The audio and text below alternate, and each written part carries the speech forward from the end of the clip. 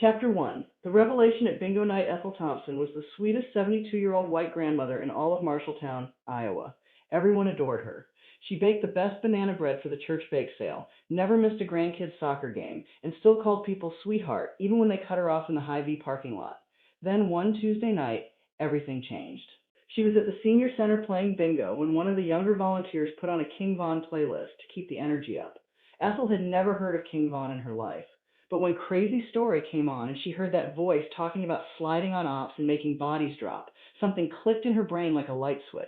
By the time they called B12, Ethel stood up, pushed her bingo cards aside, and declared in a surprisingly deep voice, "Y'all ain't gonna believe this shit, but I, King Von, Von from O'Block, the real one. They thought they killed me in Atlanta, but I just woke up in this old white lady body. God got jokes, huh?"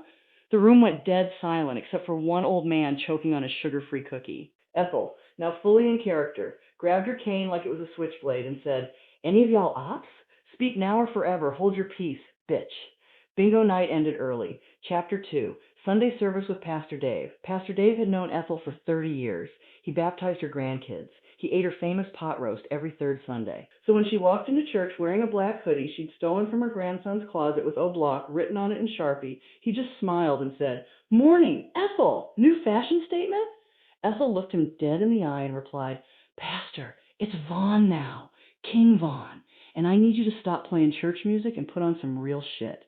Where the 3-6 at? Where the drill at?" These hymns got no bass, no bodies dropping. Weak as hell.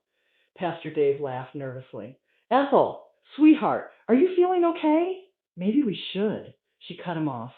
"Nah, you the one tripping. I've been sliding on ops since '98 while you was up here talking about loaves and fishes.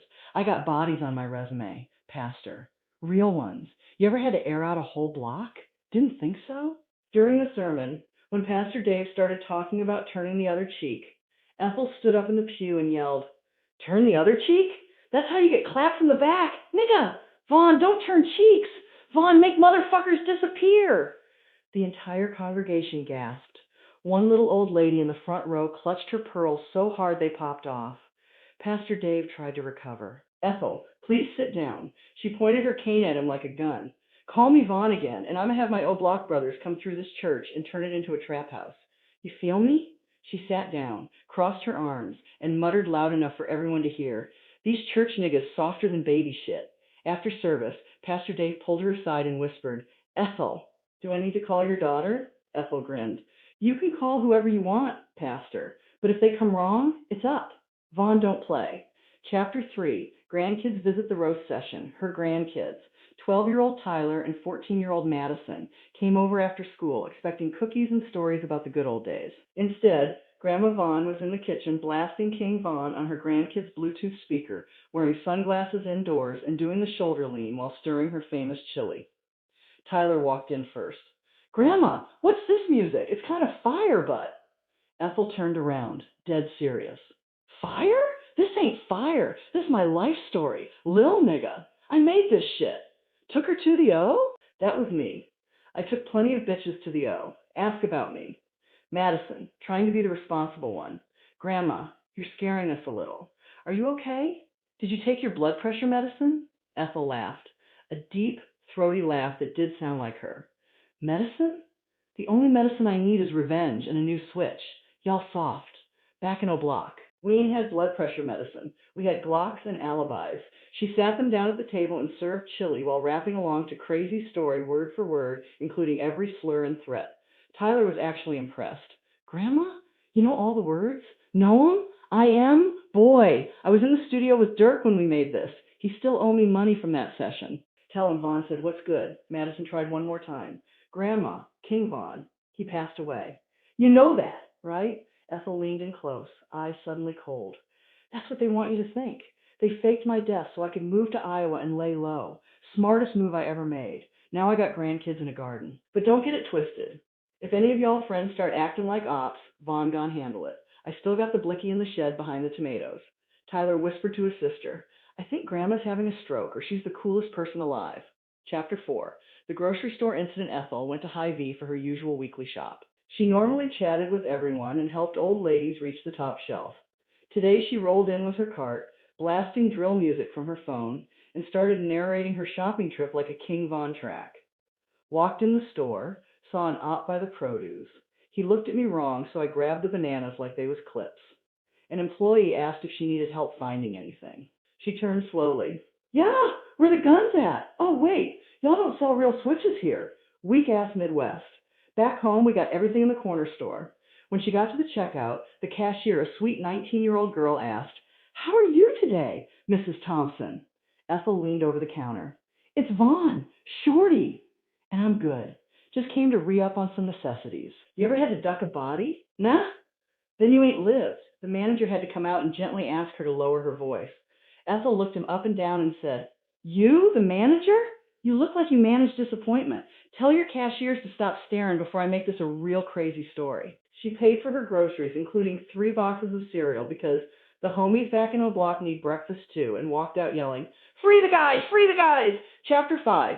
Family intervention sort of her daughter Linda finally came over after getting calls from the church, the grandkids, and 3 different neighbors.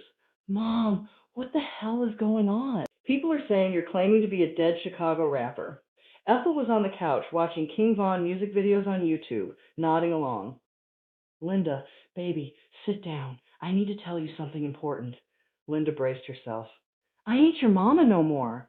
Well, I am, but I'm also King Von, reincarnated, or time traveled, or some shit.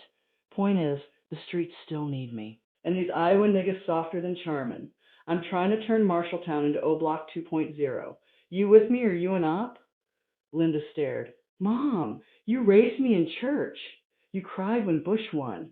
You once apologized to a telemarketer. Ethel shrugged. That was before I remembered who I really was. Now pass me that blunt. That cigarette. And tell them grandkids to stop acting scary. I'm taking them to the range next week. They need to learn how to slide.